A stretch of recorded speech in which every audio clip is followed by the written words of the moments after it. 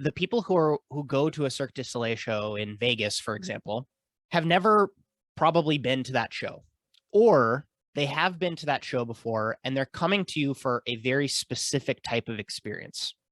And the folks that do Cirque du Soleil, the acrobats, the jugglers, the fire breathers, the dancers, the whatever, they have done this show yesterday and the day before that, and they're going to do the same show 2 weeks from now.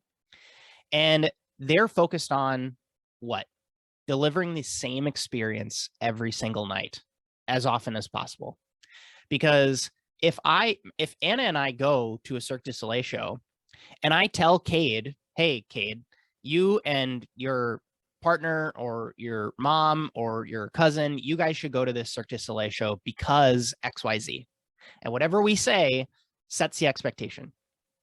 And so you kind of have this funny dynamic where you're doing to the outside world just phenomenal execution, like so many thoughtful details and organization pieces and presentation specifics and all these things that create for when you sit down at a 1-star, 2-star, 3-star dinner. Like, I still argue it's like one of the best bang for your buck kind of experiences. However, for the people that are executing it day after day, it's just another day at work, right?